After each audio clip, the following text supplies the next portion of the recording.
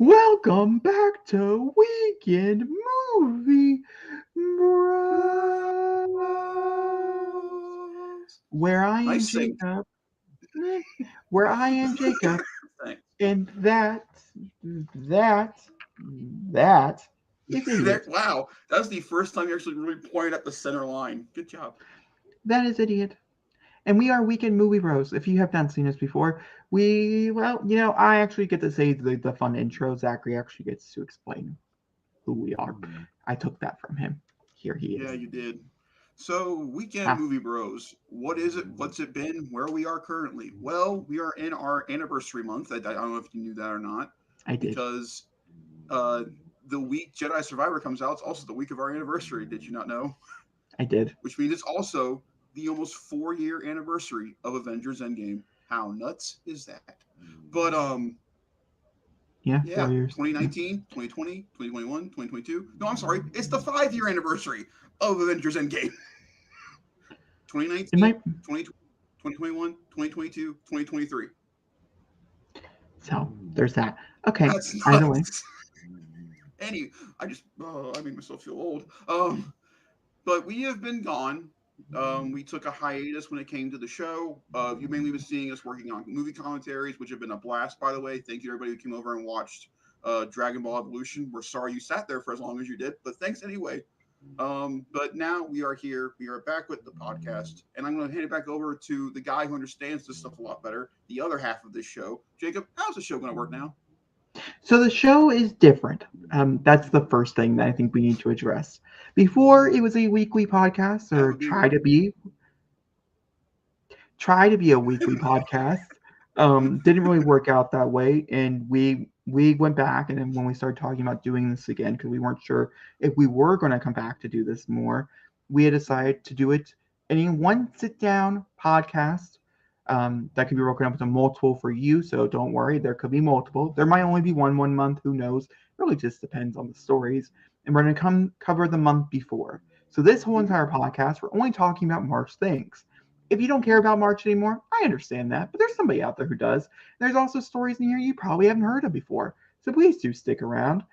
It's just easier this way. We both agreed. Lots of things, such as we're going to talk about seasons or movies or just like storylines or stories in general that were either controversial or had a lot of information that we had to unpack ourselves and to digest. And now we have digested that information, and now we can actually talk to you like a normal human being and give you the right information also, which is Mm-hmm. also important. When you're covering things as they happen, information changes, which means Mm-hmm. that the information that we believe is factual sometimes it's not factual.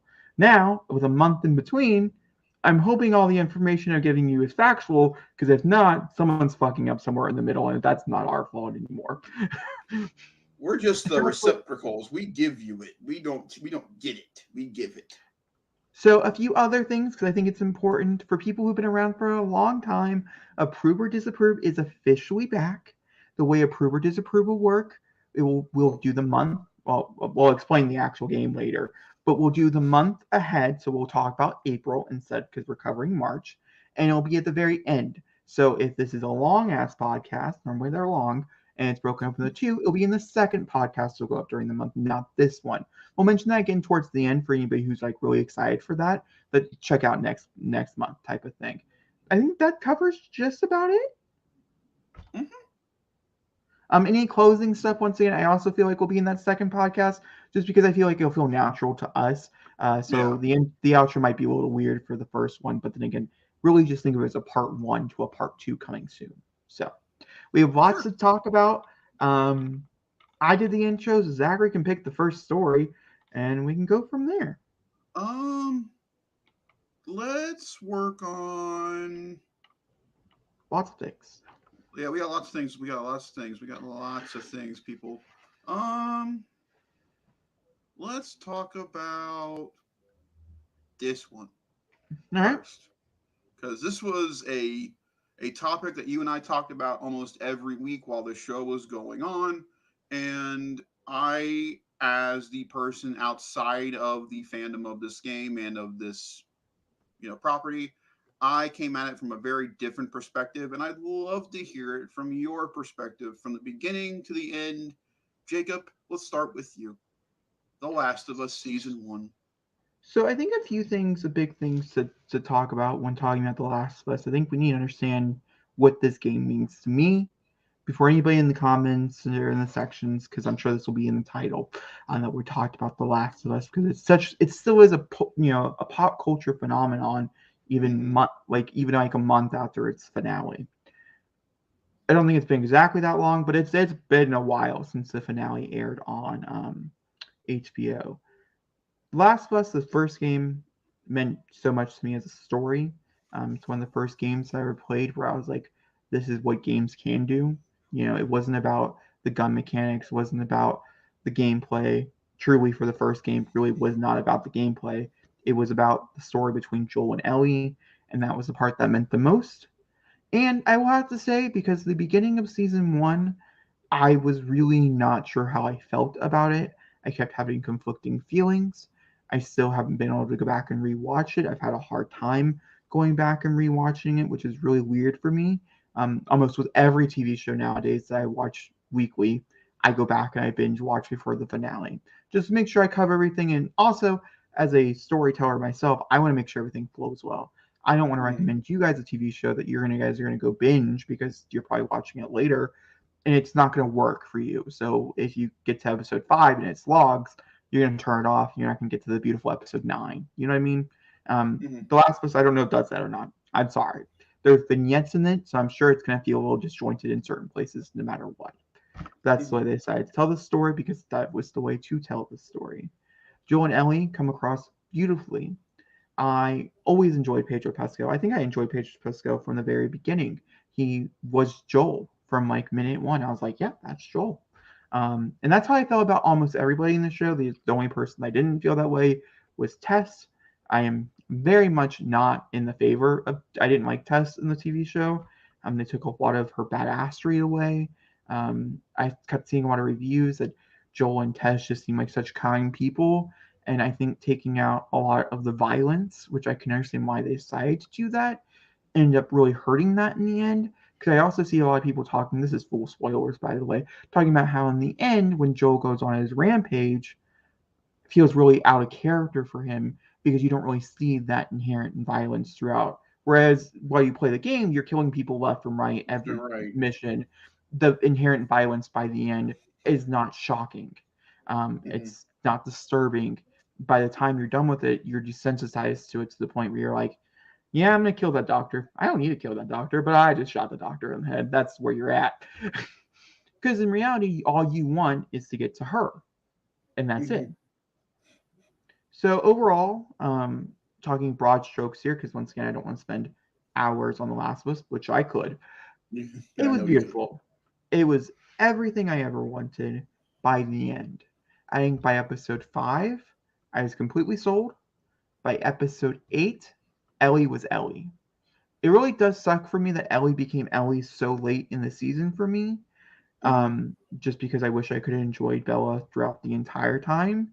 But once Ellie became Ellie, I was like, I can't wait to go back and rewatch this eventually because it's going to be an absolute masterpiece. Was it a masterpiece the first time? I would declare it now, even though I haven't rewatched it. But yeah, they did make changes. Most of that being centered around action and some story point changes. Not Mm-hmm. every story point change I liked, though. I Okay. did not like the fact that Joel and Tommy were close together. I did not like the brotherly bond. I will not lie to you. It led to go some really nice places for Page's acting abilities and stuff, and surely some Emmy nods in there, especially in episode like 5 or 6 when they're having that conversation in the I believe barn. that's 5. It might be 5. I can't remember what episode the confidant is, to be honest with you. And I think the execution could have been different, and I think it would have worked better. There was really no reason to change things. I also Mm-hmm. think that they favored smaller set pieces for no reason, whereas they took out some of the cinematics. Two elements I'm going to talk about here before I turn over the table to Zachary is, Mm-hmm. which is why it's not a perfect 10 in my favor, just because I've seen the other version, and certain things about the other version was better. Mm-hmm. When Joel gets hurt near the end of the TV show, I like the version better inside. Joel, as a character, you've learned, would not pull anything out of him because he knows he's going to bleed. There's no point for Ellie to be put in a situation that Ellie is put in towards the end of the season, except for Mm-hmm. plot development. But if he actually would have fell out of the building like he was supposed to onto something, they can figure it out. I've seen it done multiple times in movies and TV shows, action movies. I just saw John Wick. I see it happen. They can figure it out. Using John Wick as an example in your scenario there is very, I'm just saying. Um, there's a Either way. difference of pulling something else and falling off, an edge of a thing and falling and hitting your back and falling on the ground or falling down 220 types of stairs. Because, like, in the game, his injury, there was no coming around it. You had to pull him off the pipe. If you didn't, he would have died right there, and you just had to risk it, type of thing. In the TV show, I think they made the severity of the situation worse than it actually was. Um, Not after he pulled it out, but the fact that he pulled it out. Even whatever might be the reason why, I just thought it was really stupid. Okay. Then Ellie being conscious with the decision to do brain surgery on her.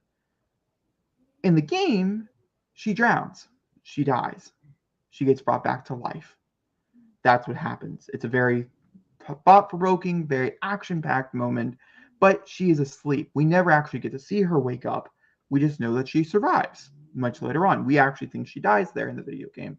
And that's, and then it fades to black, and you're like, oh my God, is that the ending? And then it's not the ending, But throwing the flashbangs down, one, it keeps Joel, nothing changes. But Ellie is awake, and so you have the situation where they could have talked to Ellie and we could have got the answer. In the video game, we never got an answer. What would Ellie want in this situation? But in the TV show, they had the choice of making that answer come true, and they decided to say fuck it and not ask her. Which makes one, the whole, I think it's to sympathize with Joel and the murders and shit like that. But the reality of it, it would be much better and more cinematic if she would have drowned. It would just been a cooler sequence. It was a sequence I was really looking forward to seeing. And sure, it would have been expensive, but they already spent so much money on this TV show anyways. Why not a little extra? Plus, I think we all can agree the finale was a little too short anyways. A little extra padded time wouldn't have hurt either. And that's my opinion. I had no problems with any of the actors. Once again, I think Tess was just really miscast. I'd also say Marlene was miscast, but by the end, I really liked Marlene. It was just the beginning episode that I didn't like Marlene, even though she is the Is it same funny for actress. you to say? Is it Yeah, is it funny for you to say that she's miscasted when it's the same person who played her in the game? sure is. Sure is. It's a little weird, but by the end, I think she came into her own. I think it was really the makeup of the team. I'd also say part of The Last of Us to me seemed like more of a college production. And then part of The Last of Us seemed like a true, like, oh my God, we're going there production. And so I think with season two, they really need to find the balance between we're shooting outside because it's cool, but it kind of looks like we're have no money, and actually like having sets by the end, like they did, like with the mall or with the bloater type of thing. All right, I'm done. Um, Zachary. no, I have a couple more questions for you. Oh, quiz me. Um, favorite cameo performance between the three that showed up? Anna. Ashley, Troy, and okay, Anna. it's and Tommy. Yeah. Anna. Anna was really the reason. When I realized that Ellie was chosen to look like Anna, or not Anna, but Ashley Ashley. Johnson, when I knew that she was chosen, I cried. I cried really hard in the beginning of episode 9 because in that moment I could see it. I could be like, oh my God, this is fucking brilliant. And like it all just came together and it was everything. It was perfect. And Bella Ramsey was perfectly casted once you get that perspective. You're like, yep, nope, I understand it. Wouldn't change a fucking thing. Wouldn't change a fucking thing. So yeah, no, I'd say I liked Troy Baker's performance. It was very quiet and calm like he does, and I liked how he got a cool guest scene and stuff. I enjoyed it. But Ashley's Ashley's was powerful, especially if you play the video game. There's nothing you can speak to that without knowing kind of what we felt. She was literally that And character. That character embodied her, and then she gave birth to it. Like, how many people can say that? And then Ashley's scene is not in the game, so that's all strictly It's for all the new. show. It's not. We get a note that we never actually get to see in the game, and that's the only thing we know of her mother. That's why the speculation with The Last of Us Part 2, that was her mom, because we didn't know her story. We didn't know where she was. We didn't know where she began. That's why the speculation was so strong. So it's really nice that we do get that closing, that we have an idea of where she was. And we also have an idea kind of how Ellie became who Ellie, how Ellie became immune and things. Those are never answers that were ever given to us in the game at all. So that was nice Uh, for us. Standout episode, the episode that stayed with Eight. you. 8. Eight. Eight was an episode I really liked. 4. Obviously, I love 3, but 3 once again was a vignette. I don't even know how my brain classifies 3 as like a Last of Us episode. It's so different from everything else, and it's so different from the video game that like it's just its own thing in my brain. Um, Mm-hmm. it's beautiful for what it is. I just don't see it as The Last of Us, and that's just how my brain decided to compartmentalize it. That's why it's not on this list as a Last of Us TV show like episode. You know, 8 was the episode that changed everything for me, and Yeah. I have to give it to where it is. Episode 5's ending is bonkers and it's everything, but episode 8 just did something that I was hoping. Favorite performance out of the show, like the one that stuck with you. That's hard. That's a good question. That's a Thank great you. question.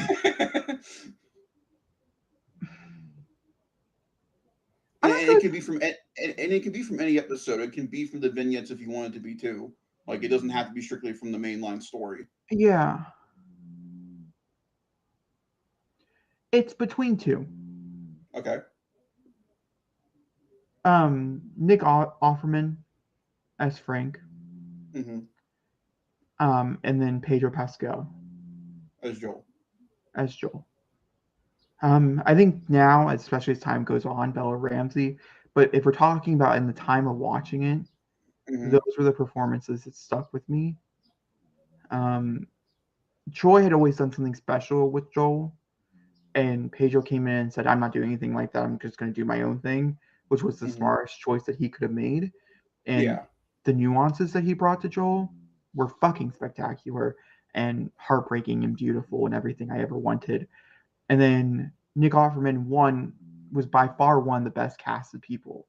He looks so much like Frank, it's fucking ridiculous. And then because they couldn't really do anything with Frank in the game, the entire storyline of Frank, or not Frank, Bill, he plays Bill, not Frank, sorry. The entire storyline of Bill and Frank is a throwaway gag. Zachary laughs at that every time we read the note. Like it's a It's letter. the And that note's letter would hilarious. the letter you would have no idea is what their love was. And they changed that, which was amazing. And things.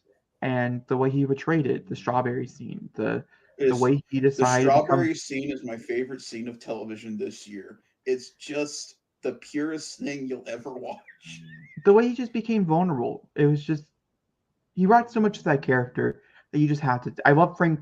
Obviously, I love Frank Bartlett, but Murray Bartlett. But Murray Bartlett was doing a lot of other things I've seen Murray Bartlett do, and I think Mm-hmm. this was something different from Nick Offerman that I didn't It's complete. experience. I completely agree. It's completely different off of So, Offerman. Like when I think of Offerman, I think of Parks and Rec. I don't think of the level that he goes to in the show. I completely agree. so Um, your very transformative favorite, actor. your favorite moment. Fuck you. I had these questions prepared. I've had these questions prepared since the show ended. I've been wanting to talk to you the most about this show. My opinion's nigh. I've been mainly wanting to talk to you. My favorite moment, I have to say it. It's the moment where Ellie kills um I can't remember his name. It's blinking. David? David, thank you. No. I take it back. It's same episode. Once again, that episode was transformative for me as a TV show, so it makes sense that my favorite moment would come from that episode. You can obviously have the monologues and stuff. The monologues in this were phenomenal. The monologue of love and how I won't ever forget the line of where Bill looks at Frank and says, I don't need another tomorrow because you gave me like everything or whatever. Beautiful. Still gets cold chills type of thing. I'm not going to cry on this I podcast. JD, absolutely. stop it. Okay, hold on. I have another tangent to go on here in a second, but you asked me a question. I'm going to answer your question. It's the moment where she's in the cage. He bashes her head across the cage. She breaks his finger, and she says, "A little girl broke your fucking finger." That little girl's name is Ellie or whatever. The viciousness on her face Is sold me just on Ellie as a character. You have no idea. Yes, she can hit the humor. I could talk about the cart scene in episode 2 that no one remembers, but it's beautiful. And if you remember it, you're a real one type of thing. She hits the humor, but it's the violence, it's the viciousness that only Ellie has as a character that made me excited for what's to come. I should say, whenever that is, whenever we get around to that.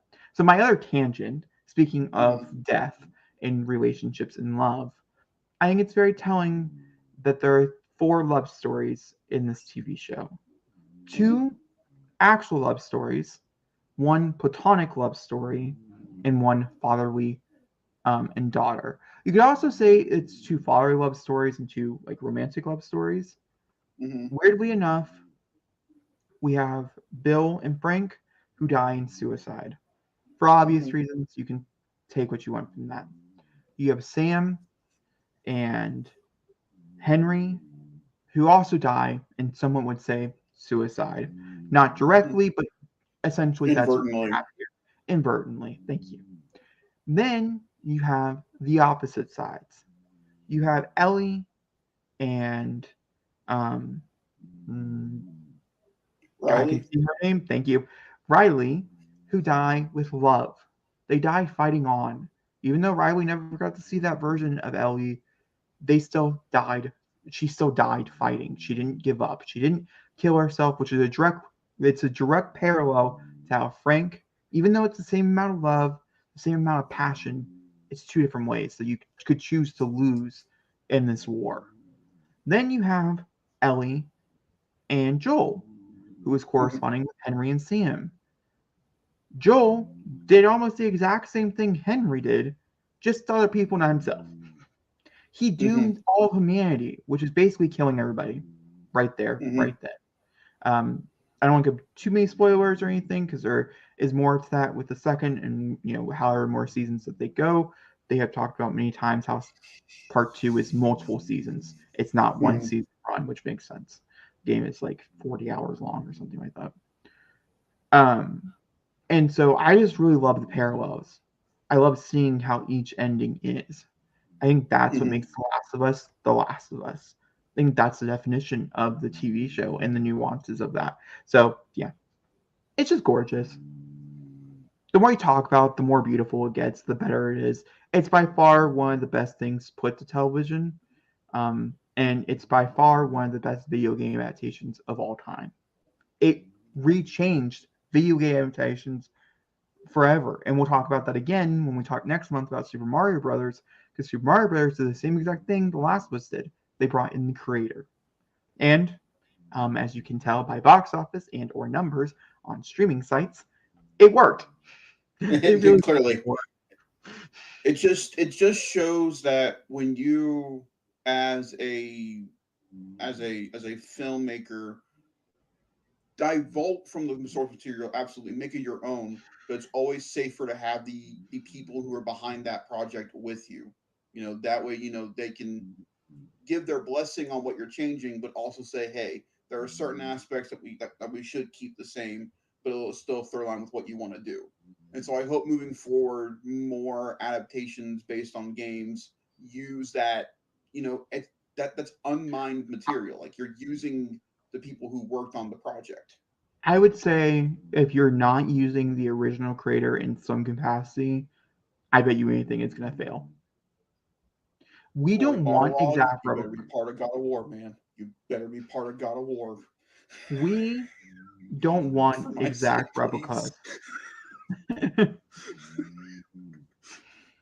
Please. We just yes, you can say yes. Please. I want this show to be good. Okay. Either way, moving forward, we don't want. I think Zachary will say the same thing about any other TV show coming out that's book, whatever. We don't want a replica. We don't want an exact No. copy of what we just played. We want the nuanced version of the same story. I want my Yes. story. I want my same. I don't care how you get from A to B. I kind of care, but like, have some sprinkle spots in there for me, just for Sure. funsies. But like, if you want to put nuances, you want to go deeper into storylines, you want to explore more intricate character decisions or whatever, please do. I don't Yeah. mind. But it's for like things like Uncharted, the movie, that say, fuck it, and not do anything like the original source material. That's why they fail. Hmm. Tomb Raider was really close. The remake was really close to making a remake of that video game, but they got too scared and they wouldn't go full forward with it, which is why Hmm. it failed over and Um, over and over again. I don't know many video game adaptations, but the when few. I the thing that Resident I Evil can totally just said fuck that original story. yeah, Sorry. what I can compare video game adaptations to right now, honestly, is the Disney remake era and what we're in right now. That's what I was And just thinking in my brain. because Jungle Book, great adaptation of the original cartoon, but also adding in more to Mowgli, adding more into Baloo and See, into them. And then you go to Lion King, where it's just a straight shot for shot remake of the movie, and you don't add anything to it. Aladdin yeah, adds see, I more always think of Jasmine, Aladdin adds more or Beauty and the genie, adds Beast. Beauty and the Beast, adding more to Belle, adding more to the characters at the castle. But then we get into what we just announced, which is Moana. You're basically, from what we understand, a shot for shot remake of the animated movie that came out less than a decade. There's no We'll talk about reason that next for it. month. We'll But talk about Moana. So, you don't need to, if you're going to adapt something, adapt it, yes. But adapt it for the reasons you want to, not for the sake of saying, hey, now it's in live action. Now we can do more with it. That does not matter. Lion King, yes, they make $1 billion, sure. But still, people, the constant complaint about that movie is that it is a shot for shot remake of Lion King. There is no heart, there is no soul, there is nothing to that movie. And if video game adaptations do that, then there's nothing to them. Resident Evil, whether you like them or not, Jake, have no heart and soul because they're not. I don't necessarily agree with that. But in Resident Evil's defense, and I think it's important, okay, they have tried this out 3 different times. The only one that was actually successful was the ones that were nothing like the video games. That's a weird coinkydink. The one that they actually made that was pretty similar to the games Welcome and to stuff. Raccoon City. Welcome to Raccoon City was panned. The TV show, which was horrible, was panned. Nothing like the video games. They tried a different route with that one, and it failed as well. I also find it funny when it comes to Resident Evil that the remakes of the games are now considered the real versions of Resident Evil when you think about the other stuff. I find that funny because when people talk about Resident Evil now, they automatically go to Remake 2, Remake 3, and now Remake 4.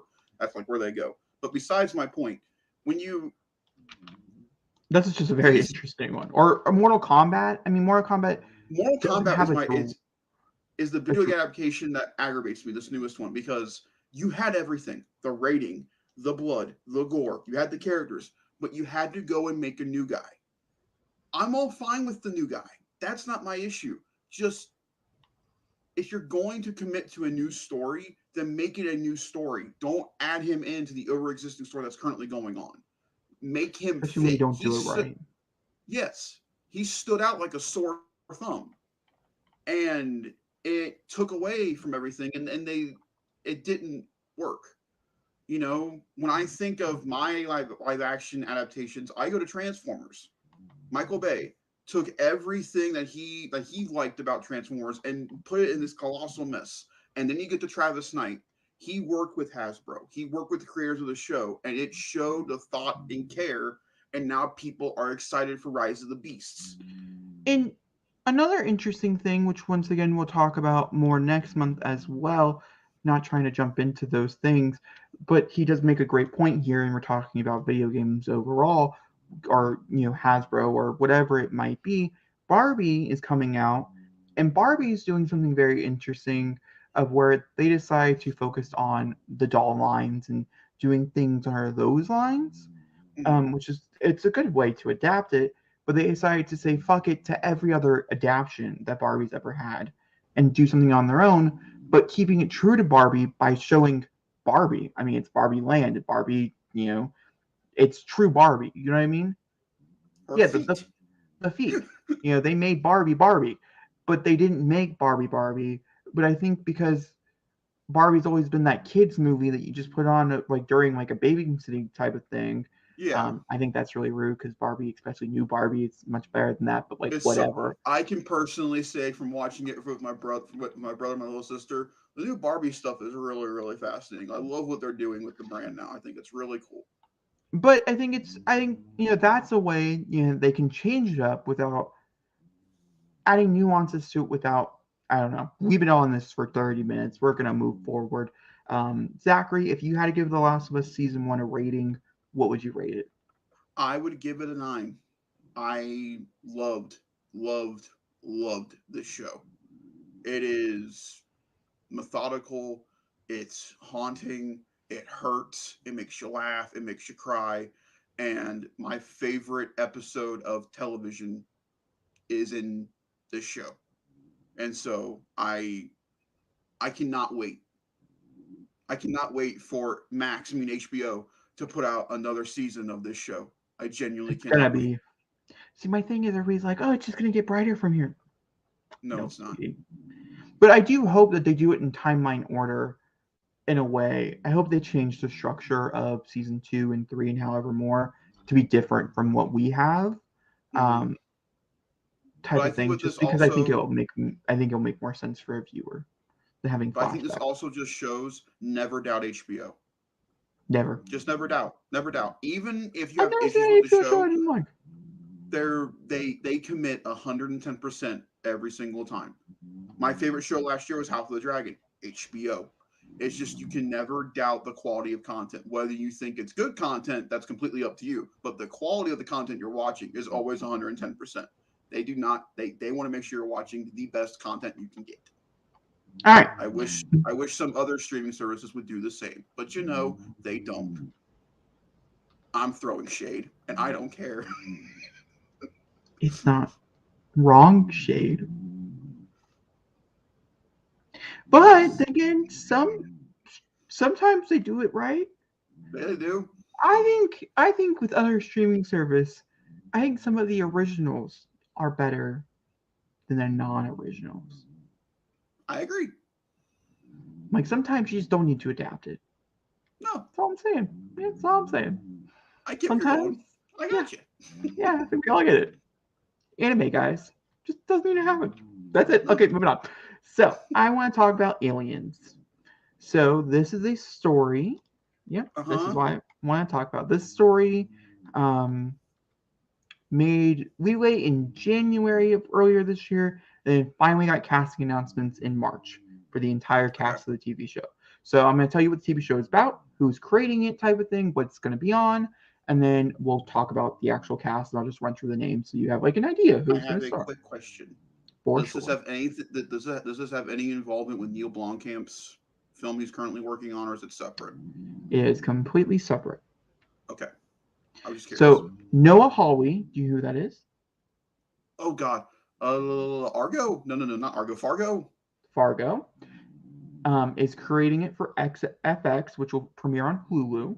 Oh, she FX also is did the X Men show. She also did the X Men show. yes, she did. Yes, she did. Called Look at Alien. me.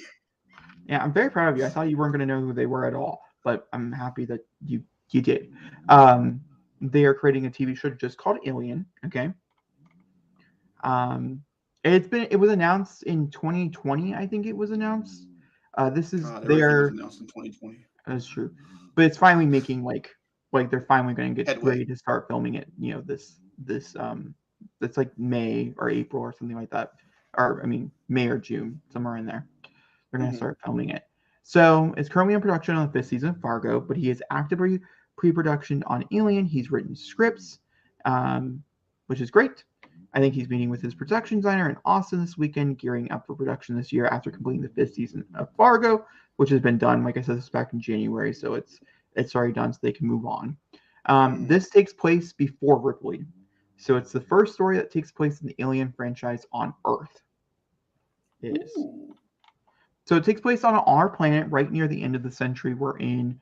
So 70 odd years from now. Ripley won't be a part of it or any other characters from Aliens other than Alien itself. Once again, he was first announced in Disney Investor Day in December 2020. We covered this show when it was announced. Oh, that's right. This was the one. This was one during when they announced, Rogue Squadron and all this stuff's happening with Star Wars. Whoop-de-doop-de-doo. We'll talk about that later, either way. But yes, Zachary is not wrong. Before I read you off the cast, do you have any thoughts? Yeah. Hey, Alien continuity. But buddy, the first xenomorph wasn't shown until Alien. Therefore, they never made it to Earth. That's the thing. This takes place before that. So who says the alien wasn't on Earth to begin with? And it latched itself onto the ship. Holy shit.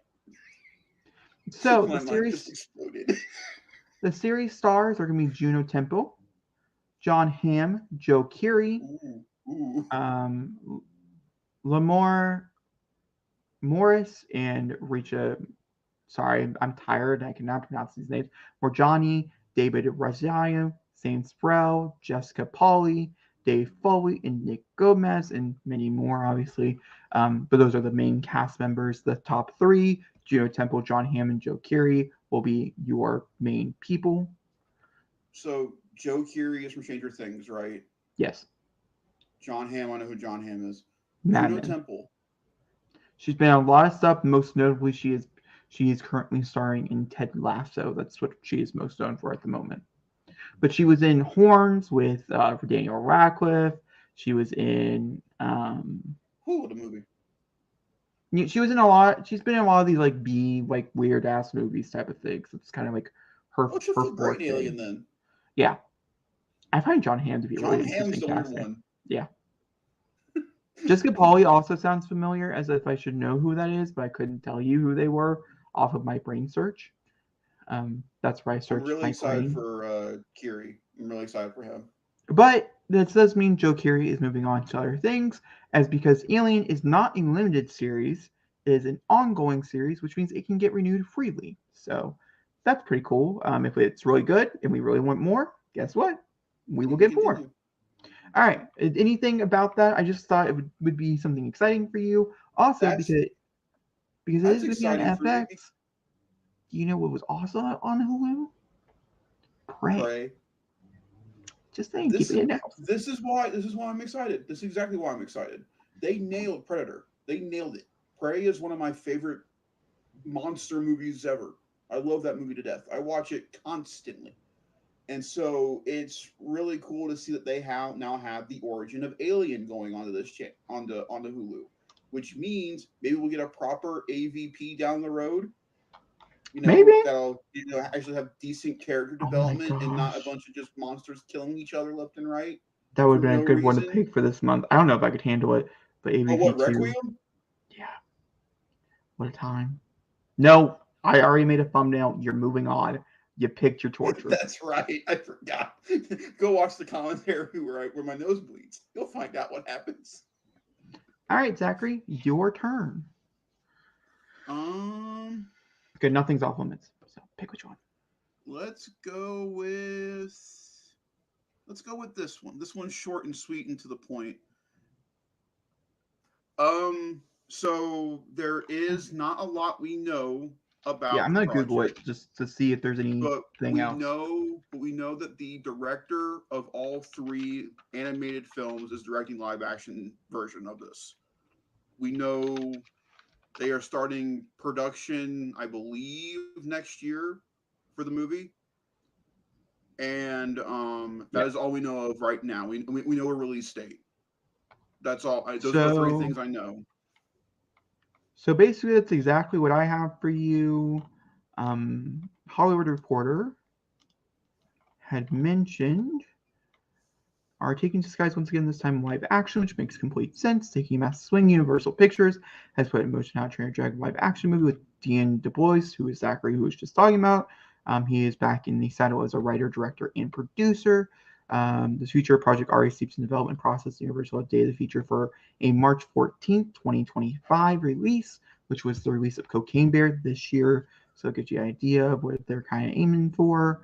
Not Cocaine And Bear for How to Train Your Dragon for families out there. That's not what they're aiming for at all. Not at all. I'm talking about like kind of like release I, date kind of I got you. strategy type of I get thing, what you not mean. so much for, yeah, that. The The sources also observer couldn't go say, see that. and the sources also say the casting process is under the way. He has also announced that it will be a true to true adaptation, either of the work that he already did, or even more of a true adaptation of the books The that were written books. before it. Has not been decided which ones they're going to choose.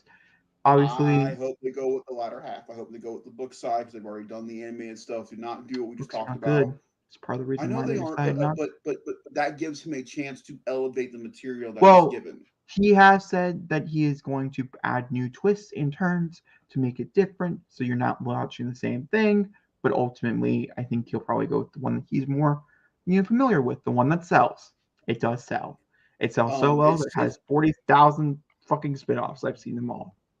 and they're all good. There's not a bad How to Train Your Dragon animated spinoff at all. And also, Mark Platt, who ranges from Legally Blonde to La La Land to Wicked, which is coming up, will also be a producer in the seat alongside him. So, yeah, sounds good. I know the I'm casting rumor, there's someone going around saying that, I can't remember who it is now.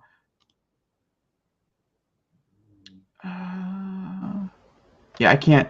If it comes to me, I'll mention it later. But there is a casting rumor going around who could play potentially Hiccup, okay. because they're going to start filming relatively soon, which means the cast will still be coming out throughout the rest of I this year. I think what's interesting about this is that unlike with the animated film, they brought in America Ferrera, they brought in, Jonah Hill, they brought in all these younger to older adult actors to play these kids. And much like a trailer we'll talk about later, we'll actually have kids playing Hiccup and the twins and all that. And I think that's really cool because what they did really well with the animated movies was we were able to watch all these kids grow up and be adult. And now we can do the exact same thing with these kids, but actually watch these kids grow up to be the adult versions of the characters. And I think that's really cool. I think that gives us a whole new version of how this story could go. But personally, there's one casting decision that should already be done, and it should be in the books. Gerard Butler as Hiccup's father. You can't change that. That needs to be there. I think Gerard Butler can be the Mufasa for this series where you don't have to change that voice. I think he aesthetically pleases well, and I think he'll work really well in the role for that if they want to do it. And I think Gerard Butler shines. I think that's my favorite role for Gerard Butler is Hiccup's father in How to Train Your Dragon. I think he does a great job with the role. So that's why I think I would like to stay. Um, I'm excited. I have my trepidations though about this because this can go one of two ways. Either come out really, really, really, really goofy, or Yeah. if they put in the time and the effort and make it feel real, then the story of a boy and his dragon should just feel like that. The movie that instantly comes to mind when I think of a live action version of this is Pete's Dragon that came out a couple years ago from Disney. I loved Pete's Dragon. I thought it was really, really good. And the way they did that story of Pete and the dragon, I thought was really nicely done. So you can mix that kind of blend going into How to Train a Dragon, mixed with the action, the comedy. I'm excited for this. I'm way more excited for How to Train a Dragon 2 if we get it. Because How to Train a Dragon 2 to me is a significantly better movie. And I can't wait to see what they do with that. But I'm still excited to see what they're going to do with this. What are your thoughts? Yeah, I definitely agree with everything you just said. I think you put it in much better words than I could have put it in. I Oh, Asher Angel from Shazam. That's who is Ooh. reportedly in talks Oh. to play Hiccup. Mm, mm-mm. I like Asher, but I not his stepbrother. What's his name? He's from It. Oh, Mm-hmm. what's his name? John Dylan Him. Grazer. Yes, that's what I see. It's like I see Asher Angel as the bully that what's his face played from Super Bad. Yeah, no, I know what you're talking about. Yeah. I could see him playing the antagonistic kid. I think that'd be really cool. Although I bet they're tired of seeing each other right now, so I wonder if they just want to separate. We'll talk about that too. On a side note, because I got on here to look for like whatever the fan casting was, so I could tell you because it was annoying me. Something else we'll talk about next month is we got our first look at Wicked. So just got released 4 hours ago. Yeah, 4 hours ago. Like a teaser poster, like what? Just good old images Of Linda and Elphaba? Yep. So without saying so without showing anything or giving your honest opinion, thought? Like just gut thought. It was dark. Like the image quality was dark, or was like the picture dark? Move on. So that really determine whether or not you get to see the picture. We went through 2 shorter stories. I do kind of want to get through some of the longer coverage this time around. Okay. Do you think we should do that, or do we think we should try to continue to split it up? We could split these up throughout the show. Go to the one underneath random shit for 10 minutes. We could talk about one of those if you want to. So just kind of do them individually? Yeah. Okay.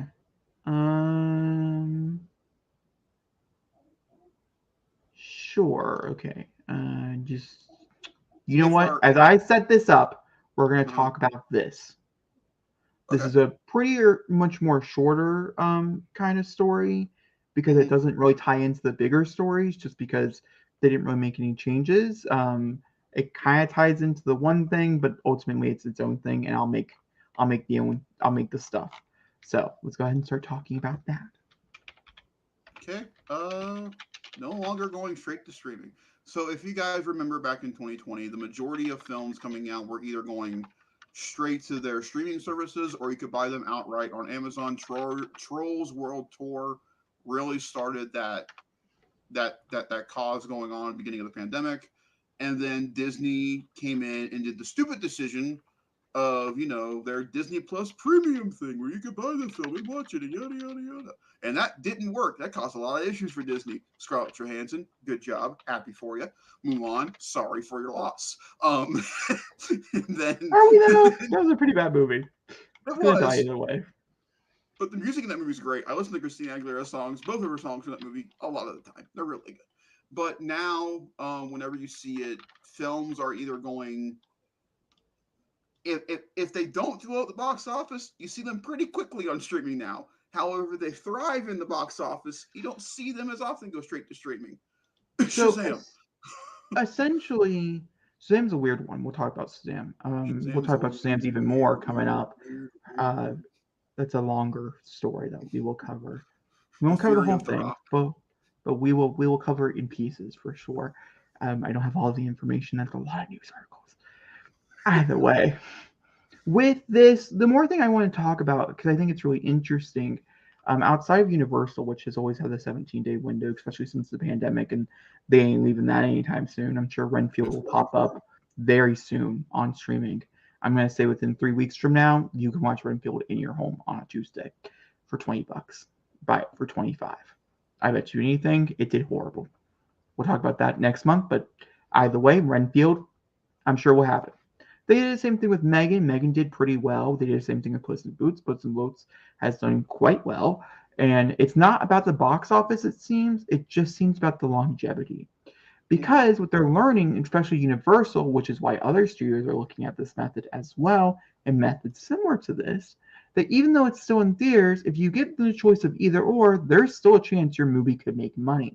Megan was still in theaters many weeks after it got released on digital. Puss in Boots is a great example. Puss in Boots has lived on legs.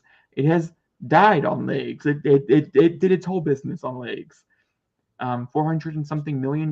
We got strike 5 from it because of legs, because it went to you could buy it, and then it went to Peacock, and it still was in theaters, and people were still going to go see it. Like people went and saw Puss in Boots so many weeks after. It was like a Greatest Showman type of moment again. You're like, where'd that come from? And we're all happy for it because it's such a fucking phenomenal movie and couldn't have happened better to somebody else. But Universal, that's a Universal 17-day window. I'm not so Do you much think the talking same thing about will them. happen to Mario? Okay, so this is where we're going to go. Mario is an interesting one. I think Mario, if it does make $1 billion, which is expected to make $1 billion in the next like 3 or 4 days, yeah, I definitely think it's going to go straight to streaming in 17 days, no questions asked. Moving forward, it's already made $1 billion. How much more money can it make? It could be a huge hit and could make more and more and more, or it could just be like we did it and move on, type of thing. I think a good Give thing to us look your back. Mexico. I think a good one to look at. I think it's important is we look at Mhm. Minions: The Rise of Gru, which came out last year, and we look Which at is an date. okay film. Yeah, but it made $955 million at the box office. God damn. Minions, I tell you. Digital release date compared to its normal release date. So it became available to rent on August 2nd. Okay. Mm-hmm. Whereas it came out, I think for July, it got moved so many times. Hang on. Let me say it. Let me say it. Was it?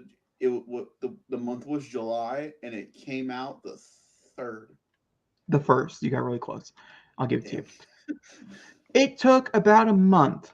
Um, they left it in theaters for about 4-ish weeks, 4 to 5 weeks. And so I'm expecting Mario to kind of live in that range too. You can also look at other ones, such as the dinosaur one. I couldn't think of the name, but you know what I'm talking about.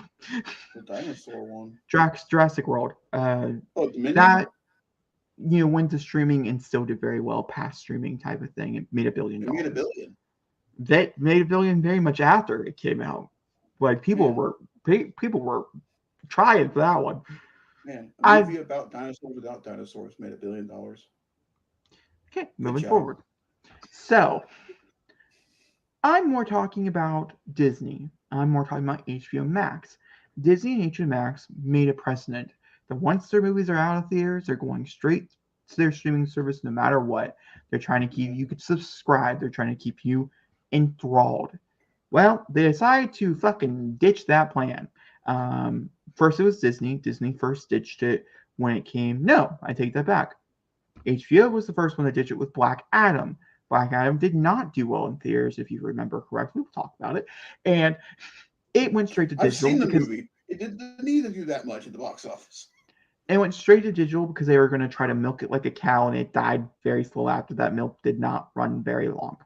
Then Disney was like, ooh, but it was number one for a few weeks, and so Disney took note of that. Disney was like, I see you. Give me a minute. I'll be there, type of thing. Disney came back with Black Panther 2. Black Panther 2, like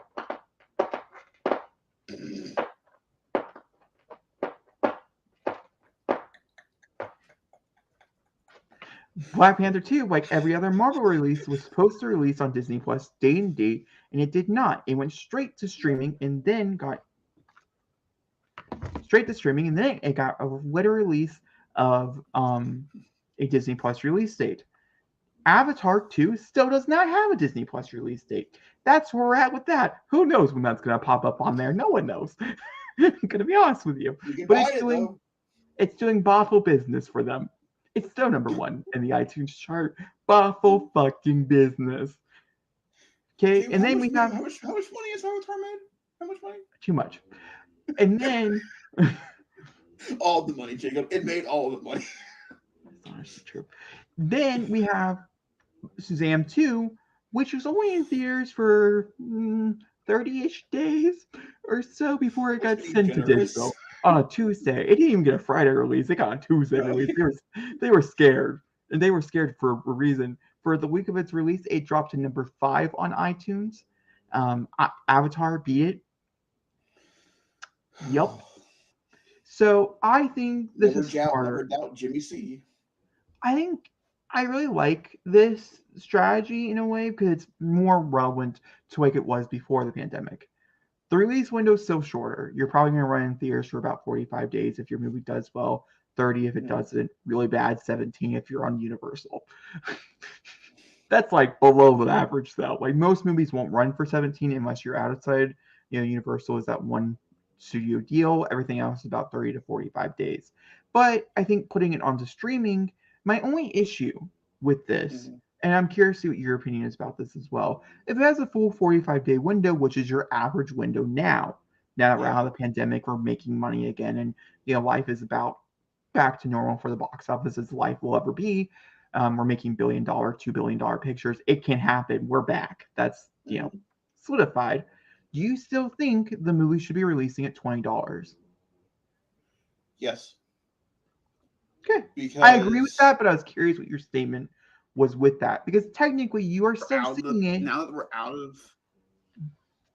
Go. Sorry, Oh, go on. you glitched. You can go. You were So talking. did you. Oh, okay. You just go. Okay. The reason I say the reason I feel like they should stay at $20 is because we're now out of the pandemic. There's no reason to you now have the option on whether or not to stay at home and watch it or go to the theater if it's in theaters as well. That means you're spending $20 either at home or at the theater. Therefore, you're making that decision to make that movie night. There's no longer the chance of, well, it's only on streaming and the only thing we have to do. But now you have the options to go what either or.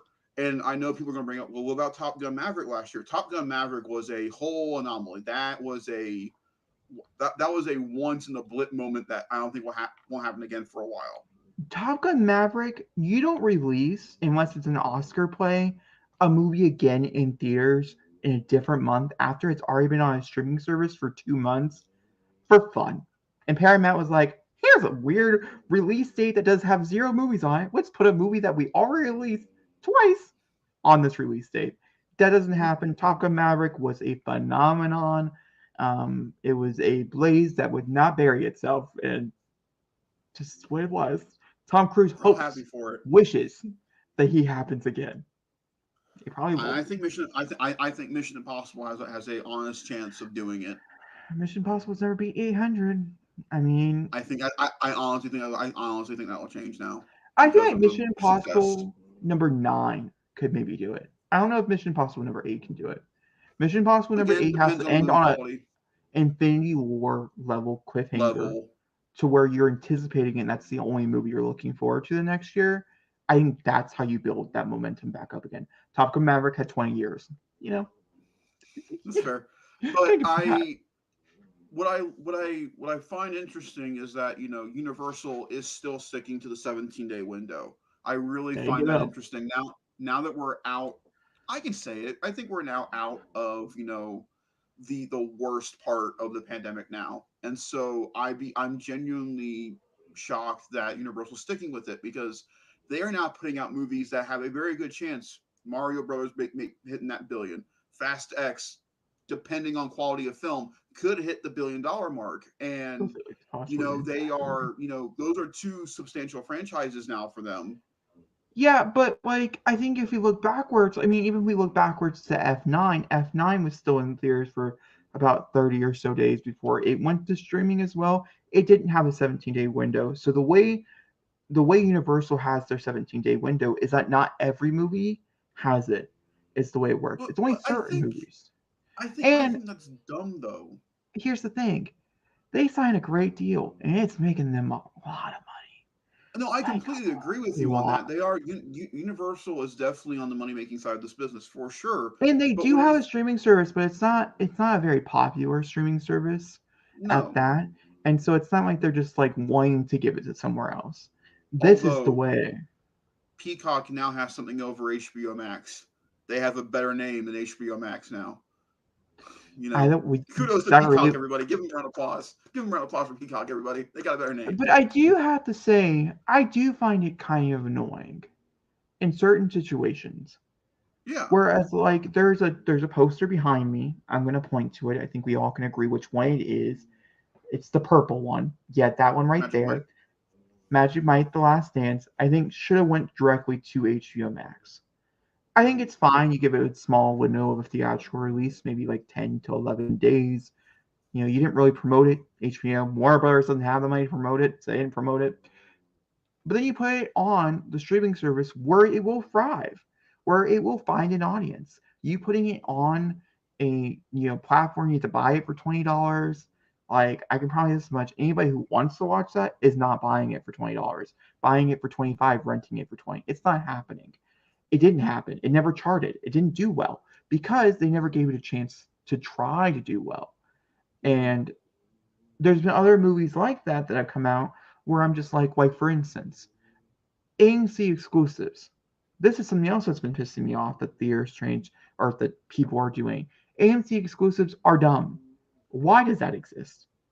There are movies that I want to see that are smaller movies that have normally been wide or limited, but not exclusive to a theater chain, where I have to drive 30 minutes out of my way to go see a movie that could be half-ass or an hour and a half long or something. I don't want to drive that. And then I have to wait the 5 weeks or 3 weeks or however long it's exclusive to AMC.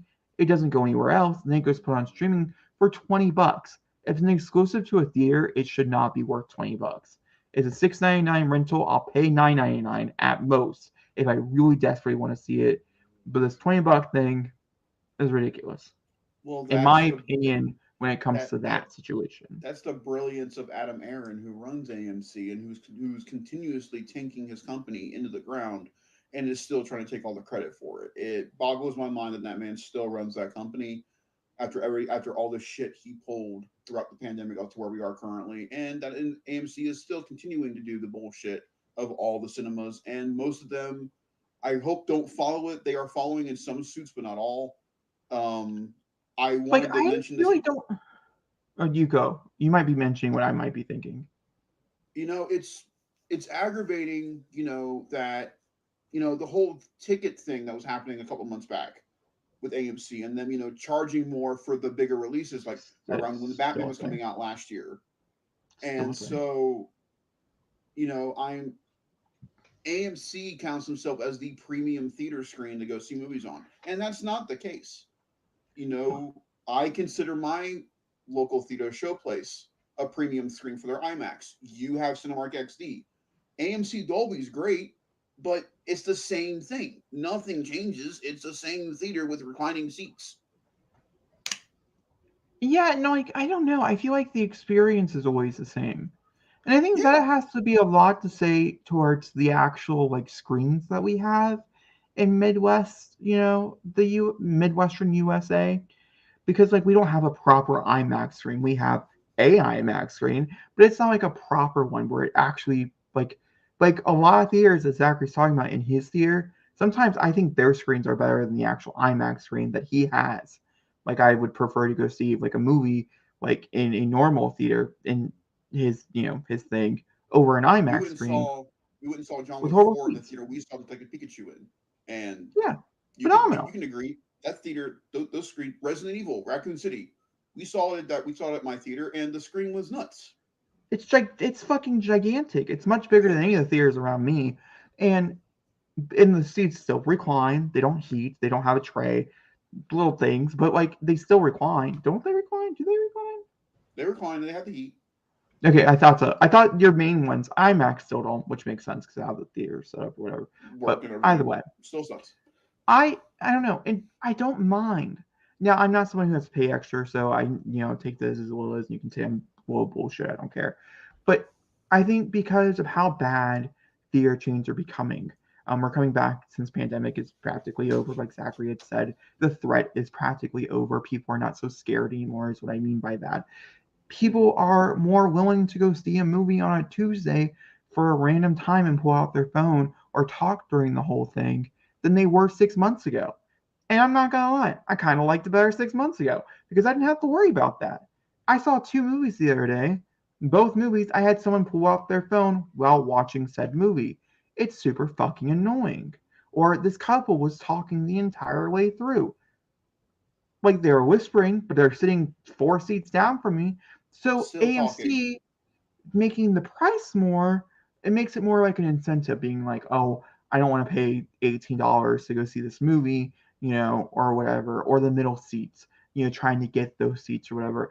I kind of don't mind the challenge because I think it will wait out some people that just don't want to go, who are just looking for something to do, The the one but thing not I caring to appreciate, watch the movie. I mean, is what I yeah, really mean by the that. one thing I appreciate theaters doing now is this whole curfew thing. Is that after 6 o'clock, children have to have an adult with them at the theater. I think that is a huge benefit to bring in more adult moviegoers into the theaters during the week, because that means that after a certain time, you won't have to worry about children unless they're with the adults. And I think that's a very good idea.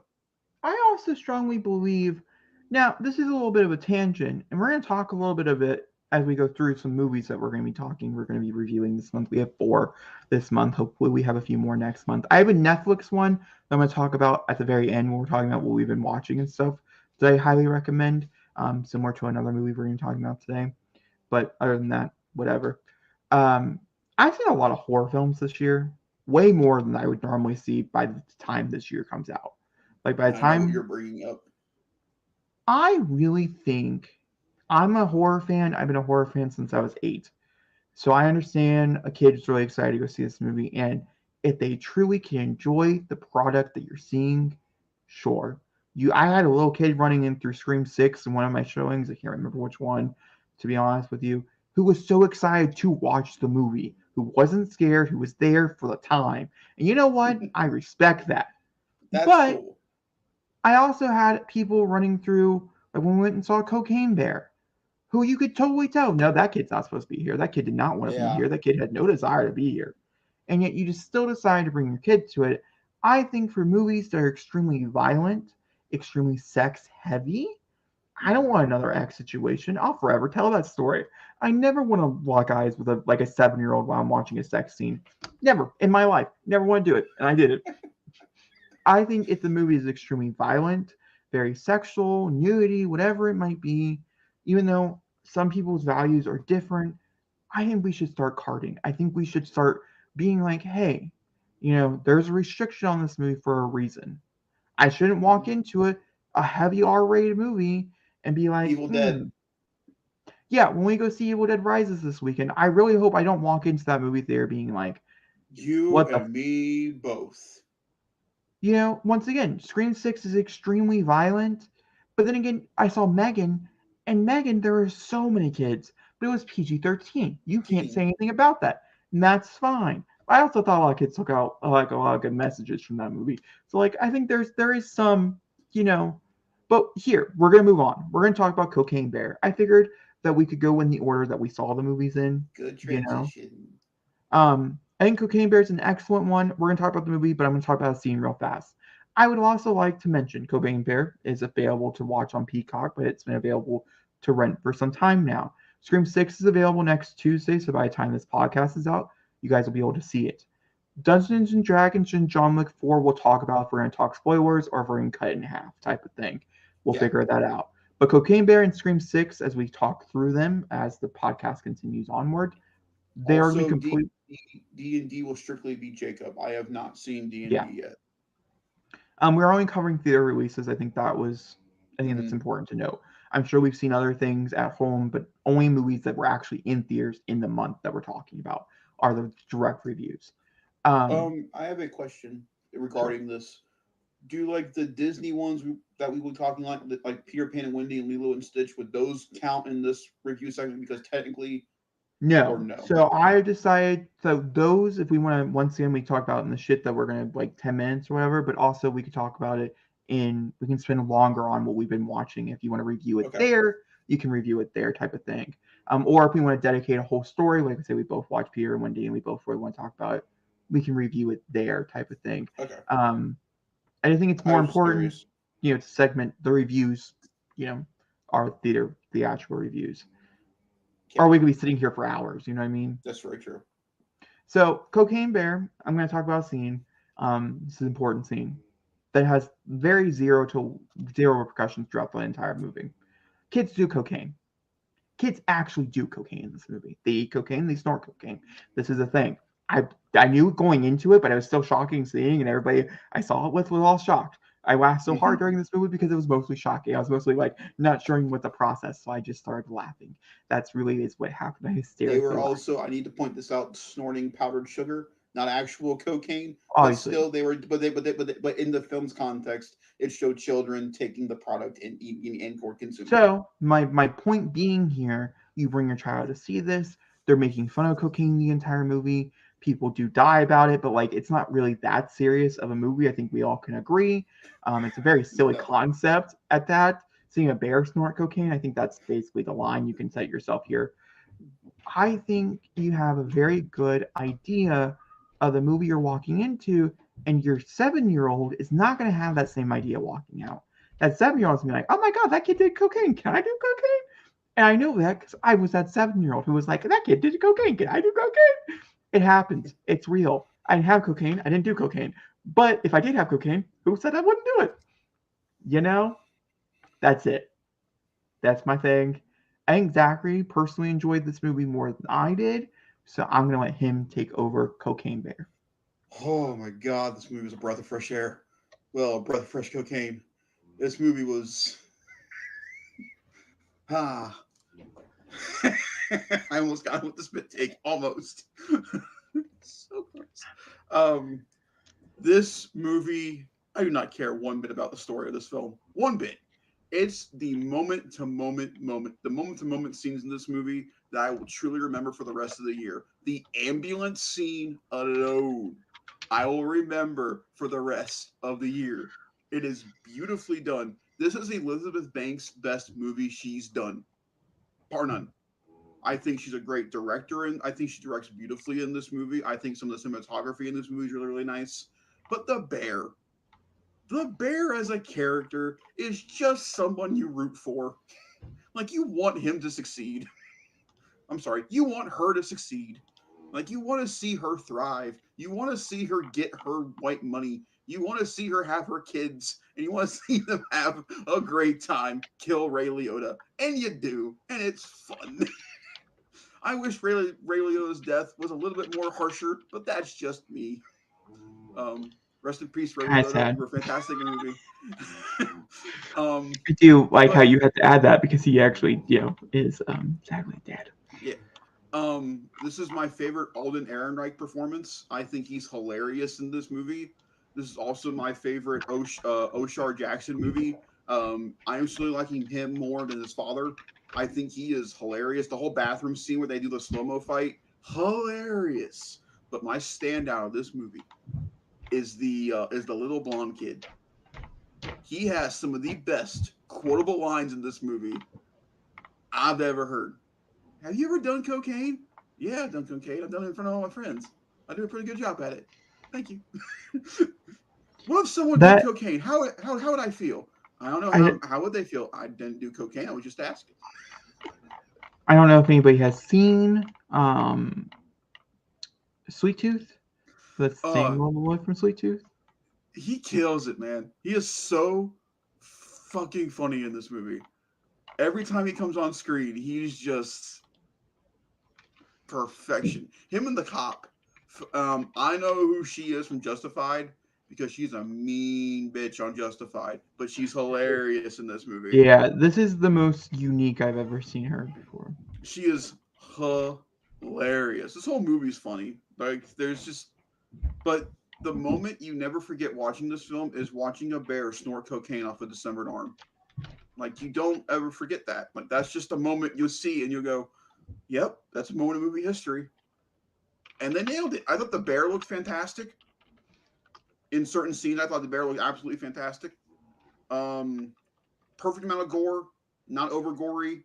Um, Still quite and shocking. yes, the scene where the sheriff shoots the guy in the head after the bear waves to him, you just don't see it coming. Well, That bear goes from like going, "Hello, how you doing?" to I feel like what you don't really see coming, I think the important thing that you don't see coming here is the whole the bear waving. You know, I think the big thing here, personally for me, is the personality of the bear. I think It's so that's what funny. made this movie. I also think the commitment. Everybody on board was committed. There was not a single Yes. person in that movie that was like, They all know what they were doing. they all were like, we're having a fun ass time on set playing with this fake ass bear. And they were. Uh-huh. This I is will my never favorite Carrie Russell performance I've seen in such a long time. I much preferred her in the movie that came out last year. I can't remember what that was called off the top of my head. Very disturbing. Very not made. Antlers.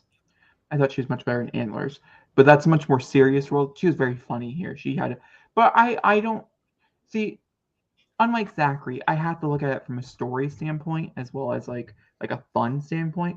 From a fun standpoint, I could not recommend this movie enough. Please go watch it. Please, I'm begging you. You will love it. If you don't love it, that's fine. Send me hate comments. I accept it.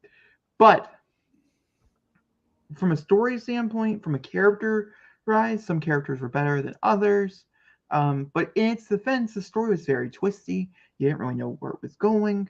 And so it was still very enthralling, even if you're like, well, that character's kind of stupid. Hopefully they don't die. And then when they do die, you're like, what the fuck? Why did you just kill them off? They were okay. They were decent. At best. At best. So the cop with the dog. Like, he didn't need to go. no, but I think, see, that's also another thing. I don't know if they played the seriousness with the not seriousness well enough. I'd have to watch it again to really like analyze that. If it was too funny, too out there with the more like serious notes. I mean, the opening alone with the Swedish people. It's a bear. What do we do? I don't know. Do we stand still? I think we'd run towards it. Don't run towards it. If it's brown, you hide. If it's black, you stay. What? Overall, did you recognize the guy? Automatically. Definitely, I'd say for me, it's a 4.5 out of 5. Very well done. Just a super fun, like, popcorn flick. Excellent gore. I love the fact that we have been getting these small, like, intimate comedies coming out recently, and they don't understand they're welcome. They're just here to have fun. And I love the fact that we're getting those again because it's just a fun time at the theaters. Much like another film we'll talk about later, this was just a genuine fun time at the theater. And the crowd was really into it. We all had a blast together. It was a lot of fun. Once again, I will mention from the moment that they get back from the woods, when with the ass shot, all the way to her flying outside of that van, it's just is pure gold. I will never not be able to live that moment, and I'm not mad about that. It's worth it's worth the entire movie. Also, seeing the actual bear snort cocaine, also. But watching that bear take the same pace as that car and just free bird. And you think because you've seen the trailer, you're like, oh, I seen it. No.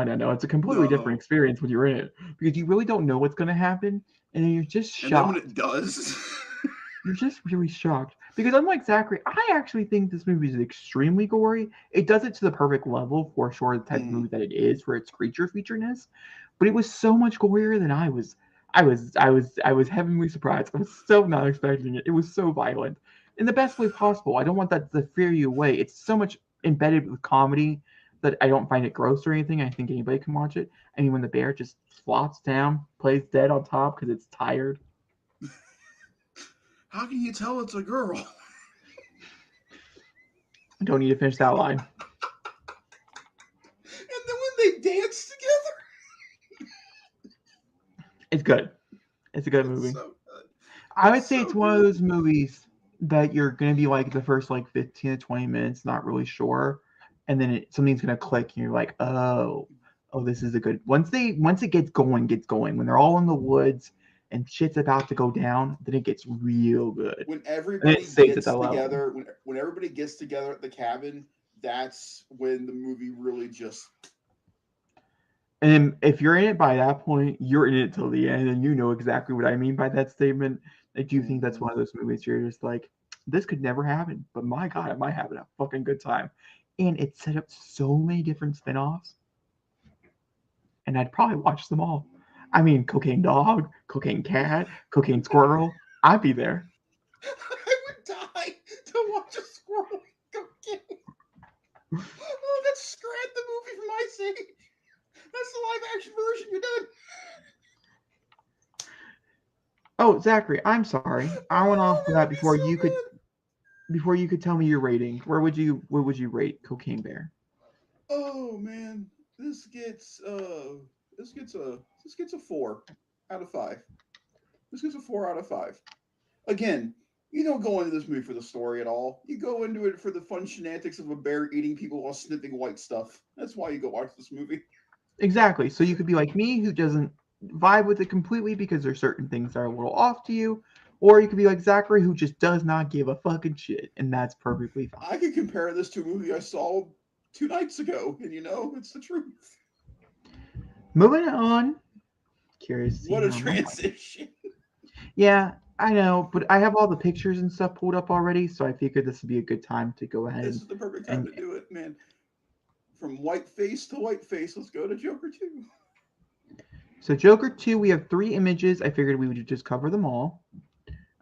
Before we jump into this, I want to know before we jump into the images, I'm not personally covering set photos. We're looking at the official first look for both of them together, the official look for Harley Quinn, and then the official first look for himself, him being shaved. That was like the first like image that they released of Hawking. So those are the images that we're going to be looking at. We have some other insightful information, obviously, but I want to know what. You said his name weird. I'm sorry. You Um, said Joaquin. how would you pronounce it? Joaquin? That's what I meant. So, with that That being was funny. said, I want to know what your initial thoughts and opinions on Joker 2 based on the set photos and based on what you've seen so far. Are you excited? Are you nervous? Where are you laying? Okay. Well, I really just changed tone very quickly because I know the movie we're about to talk about. Um, I still, to this day, have only seen Joker, the first one, twice. I saw it once in the theaters and I watched it one time with my father. And that is it. This movie is not the movie you just turn on relationally and go, there we go, I'm watching Joker. Oh, he killed somebody? That's disturbing. I'm good now. Thanks. It's just you don't go back and watch this movie as often as I would like to, but it's just a hard movie to watch. Um, Going into this, I did not want a sequel at all. I didn't think I needed one. But the more I hear about this story, Lady Gaga as an actress, I I'm now getting more excited. Do these photos enhance my excitement? Not really. I think I think Lady Gaga looks like Harley to begin with, so adding the paint just adds more to her. I've seen Joaquin as Joker now. That's not a really exciting thing. Seeing them together face to face, I think is a fantastic first photo for the movie. Um, Set photo going. We can't really tell what the movie's about from these set photos. We just know that they're coming from a courthouse. We see the dent stuff around them, but what that'll play into the film, we don't know. I have theories about what that could possibly mean for the I have a movie. question. Yeah. Sorry, not to interrupt you. Mhm. How much of the set photos have you seen? I know we've seen Harleen go up the stairs to the courthouse where she kisses the girl, leading into it because I guess that lady's really getting in her face because I guess maybe Harleen's supporting Joker or something. I'm not sure. And then we see the cops bringing her out of the Is building. that the only sequence that you have seen is the courthouse? I haven't looked up anything else. Those are the ones I've seen from people I Okay. watch. That's it. The That's all I'm curious about. I've seen a little bit more than you have, and so I don't want to talk about too much. the big thing I took away from all these set photos really wasn't even Harleen. It was seeing the dent signs Hmm. because now that makes me wonder. Like, so will Harvey Dent be the one trying to keep Joker in prison, and will Harleen be the psychiatrist trying to convince the judge to let him out because he's trying to get over what happened and move on? That's my ongoing theory in my head right now is that it's Harvey versus Harleen and that Joker slowly turning Harleen into Harley. That's what I'm assuming is going to happen. I could be completely wrong, but They look Okay. great. They look like the set photos from the first Joker movie. They're offbeat. They look from a very 70s period piece. And I Todd think, Phillips looks like he knows how to direct a movie. yeah, okay. Um, I'm not gonna share every thoughts and opinions that I have, just because I think I know a little more information than Zachary does about the movie, and I don't want to spoil that for him. Obviously, I want it to be a Thank surprise, you. and with the first trailer to really sweep him up. I also know a few more filming scenes, I guess, than he does, just because I won't lie, I was curious. Just Jake's honest. also on Twitter. I am not. Jake's also on Twitter. Yeah, that's normally a problem. Um, for Harley Quinn's sake, I think I've seen a lot of kind of where they're going with the outside shoots and stuff, not with the inside or anything else like that. I would say my biggest takeaway is that I'm just really hoping that the story is really good because set photo wise, outside of like what they've released to us as the public, Mm-hmm. it looks more of the same with I a can new do. Yeah. addition. Yeah. I mean, the title Which is means not something. which, Not a which bad is thing. not a bad thing. Yeah. Which is not a bad thing. Not saying it's a bad thing. I'm not saying it's a bad thing at all. I'm just saying it does look more of the same. And with the title and what the meaning of the title is, I'm just very curious what the actual movie is about. I know one very important thing about the movie, which I've seen parts of it being filmed. But obviously, like I said, I want to be very vague when talking about it just because I don't want to spoil it for you guys. This is an oncoming movie. The trailer's not even out yet. We just have first look photos. So let's talk about the photos and we can move on. Is that clear? Mm-hmm. All right. I'm gonna turn this into one of the scrollings, so it's just beneath us, so we don't have to worry about it, type of thing. The first photo that we're gonna talk about is the initial release one. This was released a few months ago when filming first started, and it was the first look. Based on your first impression of that, Zachary, were you blown away? Were you like, this is it, this is everything? That this to me is what I imagine when I watch the old Batman animated series cartoon. Like this is what I've always wanted to see on the big screen. This is what Jared Leto and Margot what's Robbie? her name? Margot Robbie tried to do. I think Joaquin and Gaga succeeded in one picture. I can sense the true love in her eyes for this man. I can clearly see the affirmation and the love for him in her one face. Like that's all I needed. Like it just shows it shows mad love, and I completely agree.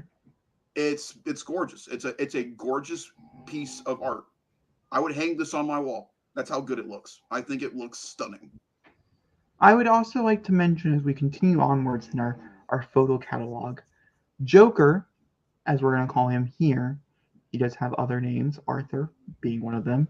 We'll talk about Arthur in a minute. This is Joker, Yeah, but that's this is Joker. Harleen Quinzel. Yes. And we're going to look at Harley Quinn, and then we're going to look at Arthur as well. So I find it very interesting the photos that they decided to release because this is obviously you can tell this is Joker and Harleen Quinn. Her falling in love with him for the first time. Doesn't matter about the brutality, doesn't matter his craziness, doesn't matter anything. She is just falling madly and deeply in love. And you can see that expressively on both their faces. If Mm-hmm. this is not the movie that gets Lady Gaga an Oscar, I don't know what will do it anymore. I thought A Star is Born is, but she's doing better face acting here than she did there, and that's insane. So I don't know. I think it's kind of crazy. All right, we're gonna I move can. over to the first look for Harley Quinn. These are brand new. These got released this past month, which is why we're talking about it, because the filming is officially over. So they released first looks for both characters. Mm-hmm. So this is the first look for Harley Quinn. The looks, I'm trying to not show you other looks, but I can't help it. Google is Google. You know you can But this, you can expand the picture, right? I'm going to do There that. you go. Um, Again, this is a different take on Quinn, absolutely, but this reminds me of the first time we see Joker in the elevator at the end of the trailer. Like this is what I instantly see. And I love the fact that, her face isn't all white, she doesn't have like the gigantic red lips, but I love the diamond shape around the eyes. I love that. I think that's just a sign of Harley. And I don't think this is the final look for Harley Quinn in the movie either. I think this is leading into the final look for Harley Quinn. But I think she looks great. I would like to mention that the part that you cannot see here, the part that the image cuts out, because I did look up the actual image that Lady Gaga released on Instagram, is that she is wearing some type of coat. In her checkered pattern, you can kind of see it by, um, she has a pretty big V, and then you can kind of see the checkered pattern that is signature to Halloween. Other than that, everything else is pretty much the same. I would say this is a lot more whiter. They kind of brightened it a little bit more. The other image is a little more harsher, but ultimately you're getting the same vibe that was released on the Instagram post. What do you think, Jake?